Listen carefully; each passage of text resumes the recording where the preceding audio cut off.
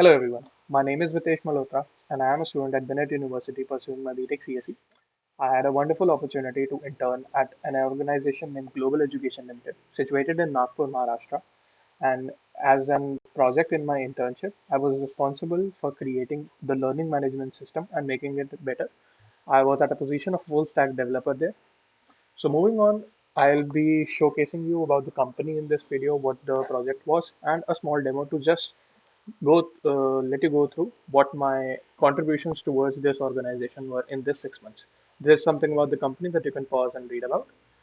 Going to the project overview, as I mentioned earlier, the division that I work in, and as an SDA intern, I was responsible for creating a learning management system for the colleges that have been affiliated with our organization. So there are multiple features that are being created daily on the basis of the requirements of the colleges that are being shared with us. So firstly, I will briefly divide the LMS into three dashboards. One would be for the teacher, one would be for the student, and one would be the admin dashboard that is being used to keep a check on what the courses are created and many other features that we will be discussing briefly in the after part of the video. Also, there are the basic interface that we have provided helps the students give a very easy understanding, and the operationality of the LMS is very smooth.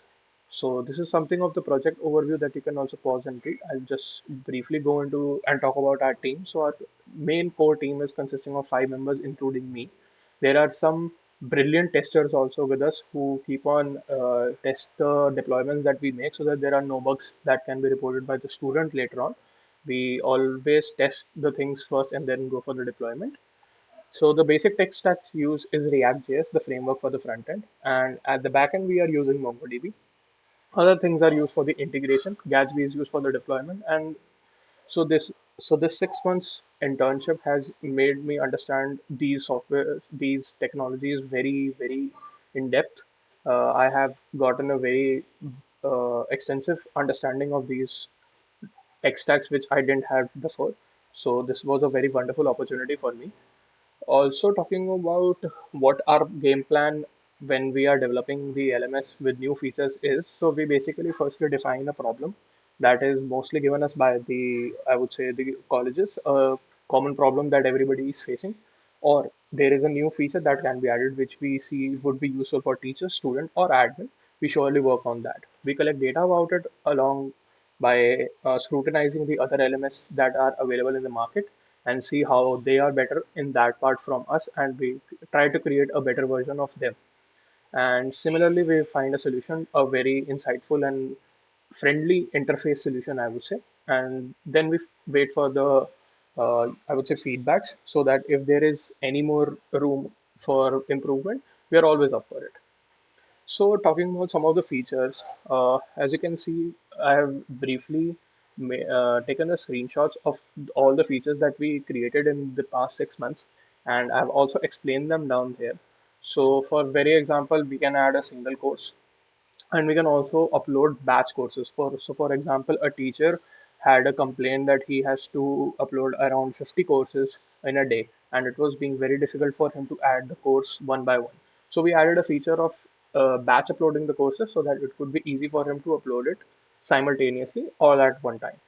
Similarly, these are all the features that you can see around here. I'll be showing them in my demo also, and you can pause the video and see them here also.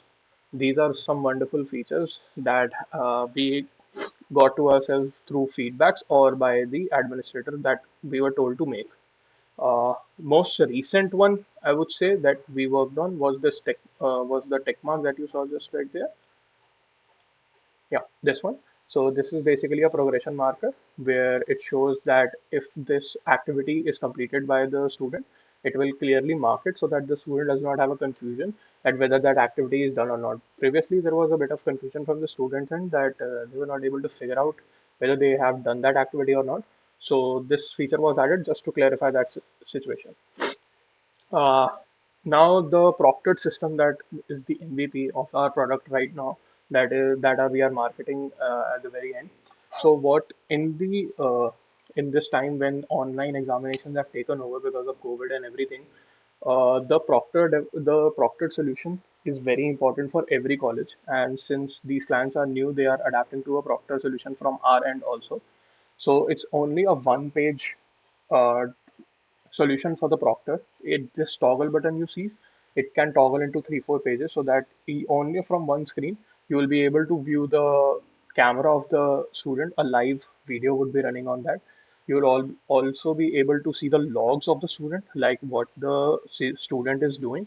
So, for example, if a student has navigated into another window while doing proctoring, a pop-up will be shown so that the proctor knows that the navigation has been done and he can inform the student to not to cheat or ask why the navigation has been done. Similarly, for any other confusion, chat system is also there so that there is no confusion between the proctor and the student while the examination is going on.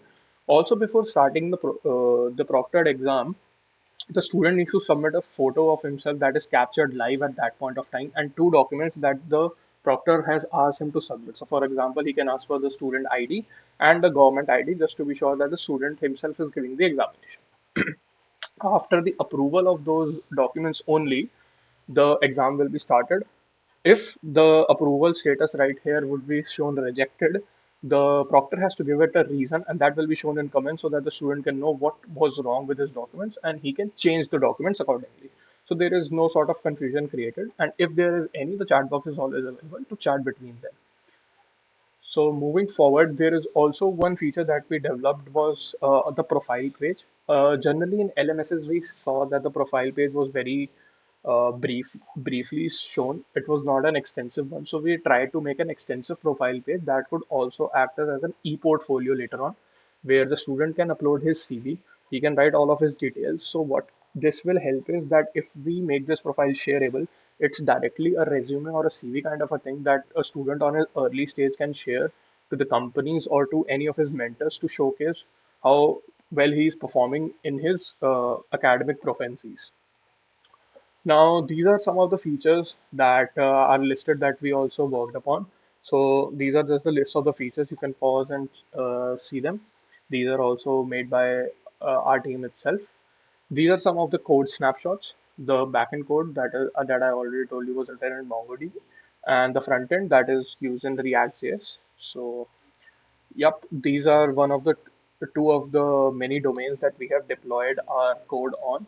So JNMC and SPDCs are the colleges that one of our colleges that we are associated with.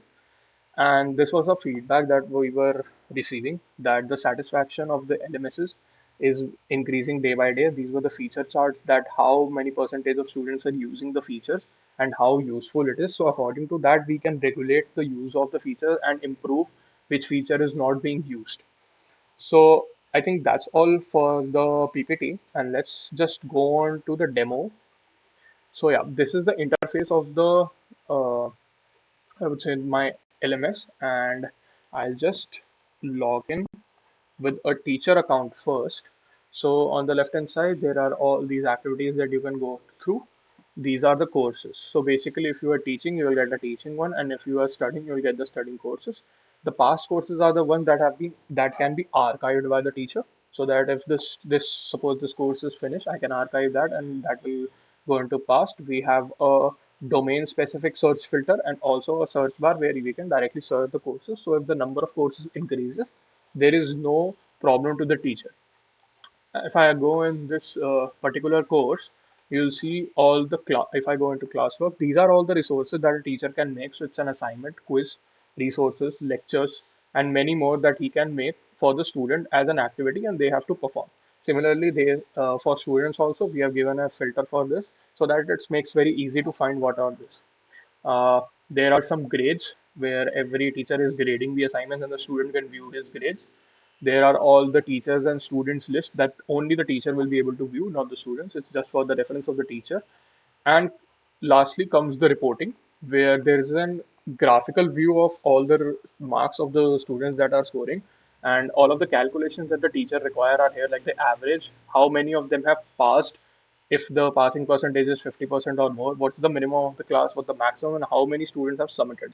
So like there are three students in this assignment, all of them have submitted. That shows 3 by 3, and all of this data has been graphically submitted so that there is an analytical thinking for the teacher itself. And if the data is increasing, he does not have to scroll through all the table. It's clearly visible on the table itself. So this was the, I'd say, teacher. Let's now go to one of our students' profile. Yeah. So for student, so this account that I just logged in is teaching this course, but is also a student for this course. So let's go for the student one. So here on the student part, you see we don't have many options up there. The classwork option and people is gone. You cannot create any of these. You have to just attempt whatever the teacher has made for you. The after the attempting, those activities will be listed here, and your marks will be given if the teacher marks you. And this would be the reporting. So this shows the count of the percentage of submitted to non-submitted. So I've submitted none of the assignments on this. So there is not submitted 4 and submitted is 0. And similarly, the average and the maximum and the minimum marks on this assignment according to the class sheet. So this was the dashboard that the teachers and the students use mainly. Now we come to the admin dashboard. For admin dashboard, I'll just log in with the admin account. Okay, so this is the interface of the dashboard of the admin. So as you can see, there are courses. If I go to courses, there will be a list of courses in which where I can archive the course. I can change all of its details. I can add teachers, remove teachers. Similarly for students, I can delete the course. All the things that are required by any of the admin can be done through here. Similarly for add users, I can add a student. I can add a teacher in specific one course. If I have to do it, I'll do it on the course. But if I have to add a student in the LMS, I can do it through here. I can edit the password. I can view the status like which suppose I go on a user which is this. So this right here is studying a data automation 2 course that we just saw, and I can also remove that user from that course and update all of this settings also. Now comes the reporting for the admin, in which we can filter out from which date till which date we want to filter out the activities of the students have been done. We have a filter institute wise, year wise, the status, whether the courses are archived and active, and the program that is the UG or the PG one. And accordingly, we will get the activity count and download the report. So if I go all institutes and all year and I get an activity, these are all the activities that are being there. But suppose if I put on a filter of second year, so only second year activities are being shown and I can download the report accordingly. So this helps the admin filter out the activities and make their job easy. There's also one live user count when the user is logging into his any of the dashboards. There will be shown reflected here, so we can check that also. And not only this, there is a manager rather than an admin. He also gets the same dashboard as admin, but there are some restrictions for the manager. Like if you go here, he won't be able to remove anyone. He won't be able to change it. He won't be able to delete the course or anything. So the manager is just for the sake of listing and seeing what all the activities are available, but not perform any of them. So these features can be given to the university level authorization so that they can just see what's going on in the admin dashboard, but don't interfere with the working of the admins. So this was more of a brief statement. I'll also show you the profile once, the view that is being created. Yeah, so this is the extensive view. And if I go on edit, I can enter everything and also upload a resume and a profile photo accordingly.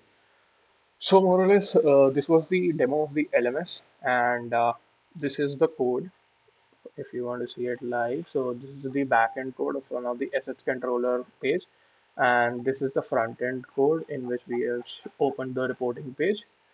And yeah, thank you for watching this video. And again, I would like to thank my university and Global Education for giving me this wonderful opportunity to work on this project and learn so much information. Thank you.